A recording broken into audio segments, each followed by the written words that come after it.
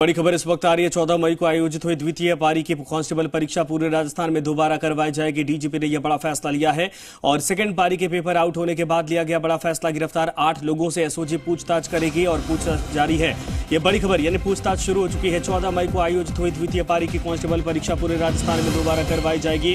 Second पारी के paper out होने की खबर के बाद यह बड़ा कदम उठाया गया, बड़ा फैसला लिया गया। गिरफ्तार 8 लोगों से एसओजी पूछताछ कर रही है। इस वक्त यह बड़ी खबर है। आपको बता दें कि डीजीपी ने बड़ा फैसला लिया है। इस वक्त यह बड़ी खबर है। पुलिस विभाग की तरफ से इसको अब दोबारा इस परीक्षा को कंडक्ट करवाया जाएगा। बड़ी खबर, 14 मई को आयोजित हुई द्वितीय पारी की कांस्टेबल परीक्षा पूरे राजस्थान में दोबारा होगी। डीजीपी ने यह बड़ा फैसला लिया। सेकंड पारी में पेपर आउट होने के बाद यह कदम उठाया गया है और गिरफ्तार जो 8 लोग हैं जिनके ऊपर आरोप लगा है, जिनके नाम सामने आए, अब उनसे एसओजी पूछताछ करने में जुट गई है। बड़ी खबर इस वक्त आ रही है।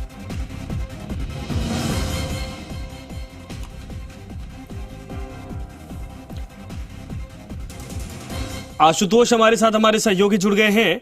आशुतोष, क्या अभी पूरी जानकारी है? तारीख को लेकर कोई कंफर्मेशन अब तक हो पाया?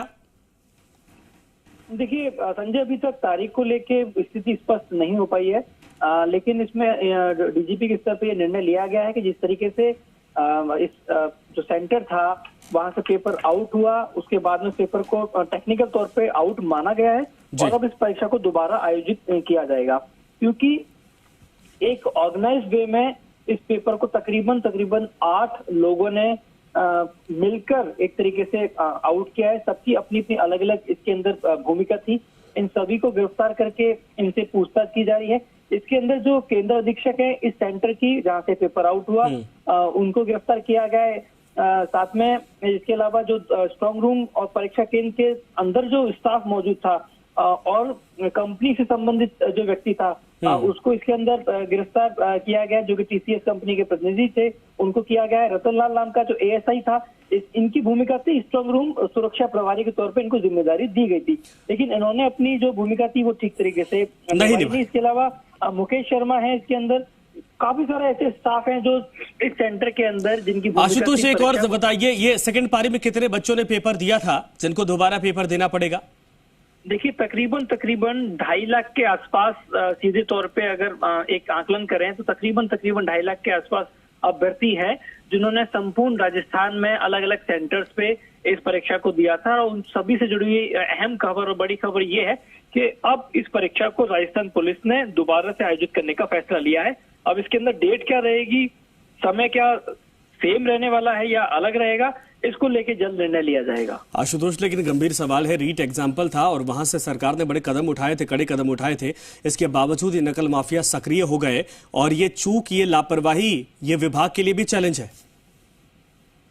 सर देखिए, एक कहावत है कि जब घर का भेदी लंका ढाए तो वो लंका मजबूत नहीं रह सकती। यानी कि इस अगर पूरे प्रकरण को समझने की कोशिश करें तो ये एक तरीके से सिस्टम का जो अंदर का हिस्सा है वहां से ये जो पेपर है उसको लीक किया गया है। यानी कि किसी बाहरी तौर पर अगर बात करें, बाहरी तत्वों की बात करें, कोई अन्य असामाजिक तत्वों की बात करें, उनके मार्फत ये पेपर लीक नहीं हुआ है। लेकिन जिन लोगों को जिम्मेदारी दी गई थी स्ट्रांग रूम में पेपर को सुरक्षित रखने की, वो सुरक्षा प्रभारी जिसकी ये जिम्मेदारी थी कि अगर किसी तरह की कोई सेंध होती है, किसी तरह की कोई संदिग्ध गतिविधि होती है, उस पर अंकुश लगाया जाए, अगर वही व्यक्ति इस पूरे कृत्य के अंदर शामिल हो जाता है तो जाहिर सी बात है कि सही बात है आपने कहा कि जिसको सुरक्षा की जिम्मेदारी वही। एक और सवाल, एसओजी की जांच पड़ताल में अभी कुछ बातें सामने आ पाई क्या? जो पहली पारी में पेपर हुआ था वो सेफ है? देखिए बिल्कुल पूरी तरीके से जो पुख्ता तौर पे मुखबिर के द्वारा एसओजी को राजस्थान पुलिस भर्ती परीक्षा का जो ये पेपर था उसमें 33 जो पेजेस थे और उनकी जो पेपर थे वो पर्टिकुलर एक जो पेपर सेट होता है उसका जो पेपर था वो बताया गया कि ये पेपर जो है वो आउट हुआ था। इसके अंदर खास बात ये संजय कि बहुत कम समय था एसओजी के पास में और एसओजी की तमाम पूरी टीम के पास में, लेकिन कड़ी से कड़ी जोड़ के एसओजी उस सेंटर तक पहुंच गई। क्योंकि देखिए एक जो की होती है, एक पर्टिकुलर जो सीरीज होती है उसका बारे में आपको पता चला कि ये पेपर आउट हुआ है, लेकिन वो सीरीज बहुत सारे सेंटर्स पे गई है राजस्थान के अंदर और अब आपको बहुत कम समय के अंदर पर्टिकुलर उस सेंटर तक पहुंचना था। उस पर्टिकुलर फोटो के अंदर जो एसओजी के पास में प्राप्त हुए उनको बहुत बारीकी से अध्ययन किया एसओजी ने बहुत कम समय के अंदर, और कड़ी से कड़ी जोड़ते हुए अपनी टीम की मदद लेते हुए एसओजी उस मौके तक पहुंच गई, उस सेंटर तक पहुंच गई जहां से पेपर को लीक किया गया था। कुछ गतिविधियां संदिग्ध पाई गई और सीसीटीवी फुटेज खंगाले गए, जिसके आधार पे एसओजी ने उन 8 लोगों तक पहुंची जिनकी भूमिका पूरी आशुतोष, तरीके लेकिन से क्या अभी ये कोई जानकारी मिल पाई, ये पेपर खरीदे बेचे भी गए थे? अगर वहां से लीक किया गया तो कहां तक पहुंचाया गया? क्या सोशल मीडिया, व्हाट्सएप वगैरह का भी इस्तेमाल किया गया था? देखिए, ये अपने आप में बहुत गंभीर सवाल है। तकरीबन 18 लाख से ज्यादा अभ्यर्थी इस परीक्षा के अंदर शामिल हुए थे, और जिस पर्टिकुलर द्वितीय पारी की हम बात कर रहे हैं उसके अंदर तकरीबन 2.5 लाख के आसपास। तो अभी ये बहुत पुष्ट जानकारी सामने नहीं आ पाई है कि इसके अंदर किन किन लोगों तक ये पेपर पहुंचा था और क्या उन लोगों से आगे भी पहुंचाया गया था। अभी शुरुआती तौर पे 8 लोगों की गिरफ्तारी की गई है।